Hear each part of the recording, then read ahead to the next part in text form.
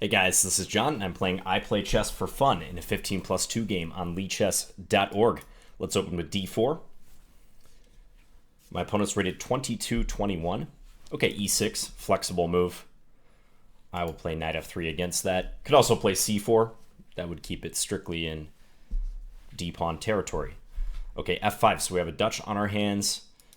Now, the main line is to fianchetto the kingside bishop. Just debating if I want to go for that. Could also play bishop f4, play it London style. But no, let's fianchetto the bishop, see what happens. Hope you all are doing well. Looks like we're going to have a Stonewall formation on our hands. c6, c4. Try to attack black's center a little bit. Yep, bishop here, very common spot for it. Okay, let's play b3, looking to play bishop a3, trade off the dark square bishops. Usually a good strategy in these positions. I'm going to play bishop b2. Black played queen e7 in order to stop bishop a3. Now, I played this before where I go queen c1 and then bishop a3. It's definitely one possible strategy. You can also play knight bd2 and try to slowly maneuver for the e5 square. It's another way to play it. Let's play queen c1, though. This is the first plan that comes to mind for me. And I think it's pretty fundamental, trying to trade off this guy. Hope you guys have been having a good month. I know I haven't been posting very much. Rest assured, I have been busy. I haven't forgot about you guys. I played an over-the-board tournament last weekend well, actually 2 weekends ago now, in Superior, Wisconsin. Okay, bishop d7. So this usually indicates black's trying for this bishop rearrangement, because since black put all these pawns on light squares, the light square bishop is a pretty poor piece as it stands on c8 and d7, so it's not completely surprising that black wants to maneuver it. So let's go ahead and play bishop a3. So I did kind of waste a tempo with the bishop by putting it on b2 first and then playing queen c1, bishop a3. But there was no real way around that problem unless I was going to play a4 and then bishop a3. But I think that's a little bit inflexible. That can hand over the b4 square. So even though we've wasted a tempo, it shouldn't matter as much in a closed position like this. The value of a single tempo tends to go down in closed positions. There's been no pawn trades. Okay, it's c5. That's a pretty surprising move. I think that should be a bad move for black. I'm immediately drawn towards c takes d5, taking towards the center and adding a third attacker to the c5 pawn, because my pawn on d4 and the bishop on a3 will be ganging up on it. This could get a little sharp. So if takes, what if black takes here? Instinctively, I just think this must be good for white. Just based on experience, I mean, my bishop on g2 may start getting in the act against d5. I could try to tweak the move order slightly, take here first, but that gives black a chance to take back. I don't like that as much. I'm going to go with my instincts here and take towards the center, c takes d5. But yeah, I played it over the board tournament in Superior, Wisconsin, the Twin Ports Open. I won the tournament with 4.5 out of 5 points.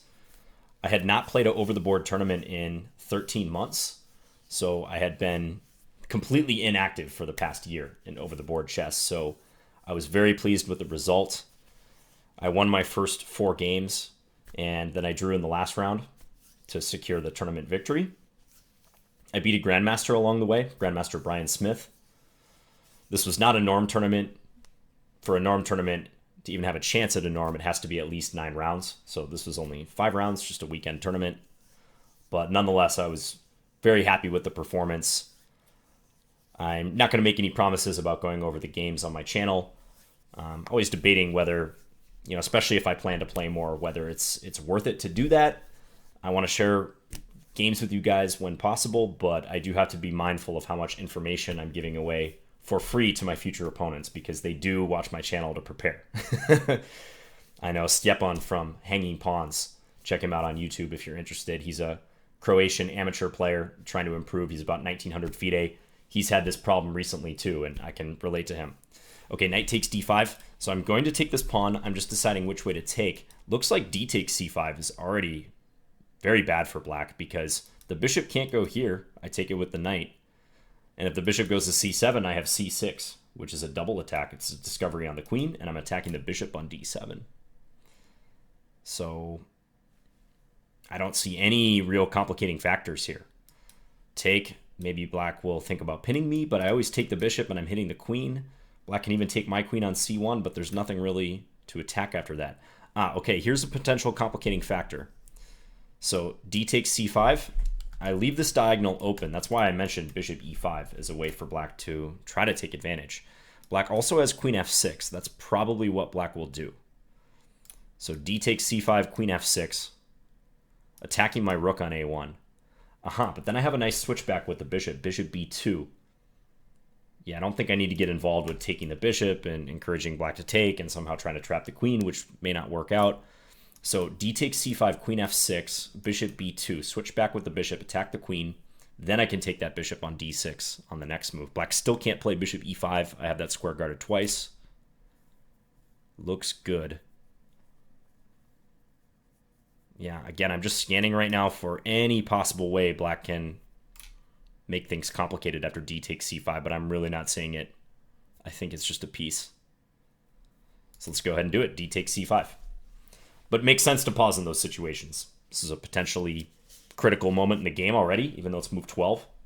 Tactically critical. Yes, I have my customary Starbucks, by the way. Not ice this time. I just used 50 stars on this venti blonde roast. It's also 11:22 p.m. at night right now. This is mostly coffee-flavored water. I already pretty much drank this. But needed a little bit of a kick, right, to record this video.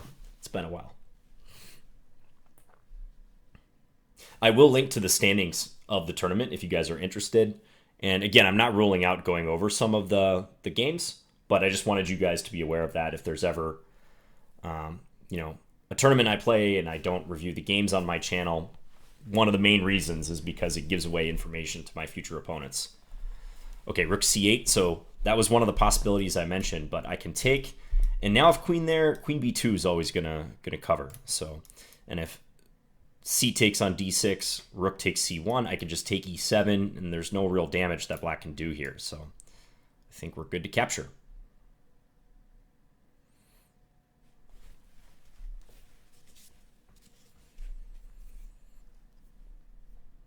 And we're going to see here real fast if black wants to continue this game, playing down a piece, or if they're going to resign.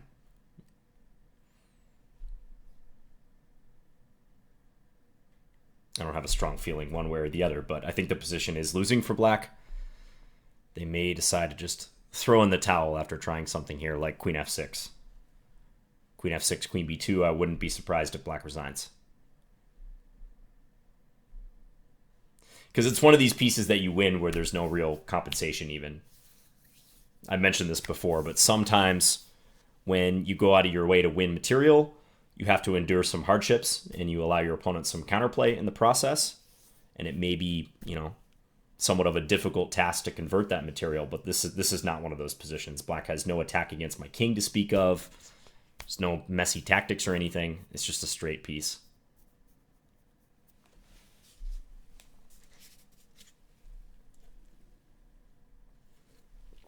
I do want to mention while I have a moment. So one of the things that I think helped me in this recent tournament is the clock as a weapon series. And for those of you who are, okay, and my opponent did resign, thank you for the game. I play chess for fun. I'll just finish this point. But those of you who are thinking about entering a tournament for the first time or maybe getting back into the tournament action, tournaments are a completely different animal than what you're used to playing online. If you're just an online player, it's fine to play online, but the intensity of an over-the-board tournament at longer time controls, which you very rarely play online, game in 90 minutes per side with a 30-second increment, for instance, it's hard to compare.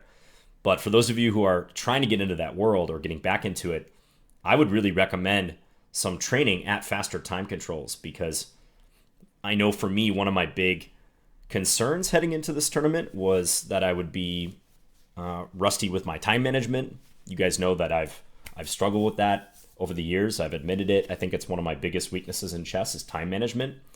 But playing those clock as a weapon series of games and making those videos, I think actually really helped me, because in all 5 games in this tournament, I was ahead on the clock, including against the Grandmaster in round 4. There were a couple of moments where having 15 extra minutes in crunch time really helped my chances in winning those games. So I think it's useful training. I'm definitely going to continue doing that. So playing a set number of games at a faster time control, like 3 minute, or even 5 minute, and specifically working on time management and making good practical decisions. Highly recommend that. Okay, so not a whole lot to discuss in this one. Those of you who are fiending for a full-fledged full-fledged fight. It's hard to say. Might be a little disappointed in this, but yeah, c5, black looking to keep the bishop, I suppose, or maybe trade on his own terms. Just tactically looks like a bad decision after c takes d5 when I'm hitting this pawn 3 times. I did think maybe black could take here. I thought that was their intention originally, but I'm skeptical of that too. Something like take on d6, queen takes d6. I can play knight takes d4, or even d takes e6, bishop takes e6, and then maybe knight g5 or knight a3, something along those lines. That's definitely a better continuation though for black, because it appears knight takes d5, d takes c5 is just losing material. Again, if bishop to c7, my idea was c6, hitting the light square bishop, hitting the queen. If the bishop comes back to d6 at that point, we trade and take on d7. So I think black must play c takes d4 here, but this is not how you want to play the position. Taking here is definitely a better option. Or bishop e8 if black wants to continue this plan. It's also not uncommon, and I think theoretically approved, actually, in these positions as black to play b6 and bishop b7, fianchetto the light square bishop. And put the knight on d7, and then try for a gradual c5. I've had some games like that from the white side of this Stonewall Dutch. So let's click over to the analysis board. Let's see. Computer analysis request. Also, Lichess has changed up their layout, I think, in the past 6 months or so. If anyone knows, so the board is resizable. However, I like having my webcam down in the right-hand corner, which I found with this new layout is not as easy to do because it's a little more scrunched, the space below my clock. So if anyone has a way around that, I just put the webcam on the left-hand side in kind of the spectator room chat window. But I do like it down on the right, so if anyone has any ideas about that layout-wise, please let me know. Okay, so you guys can't really see this. I had a 12 average centipawn loss. My opponent had a 63 average centipawn loss. Yeah, 1 inaccuracy, 2 blunders from my opponent. No inaccuracies, mistakes, or blunders on my part. You got to take the inaccuracies thing sometimes with a grain of salt, because f5 on move 2, totally acceptable move, but Lichess thinks it's inaccuracy. This is just computer auto-generated analysis, but that is completely fine.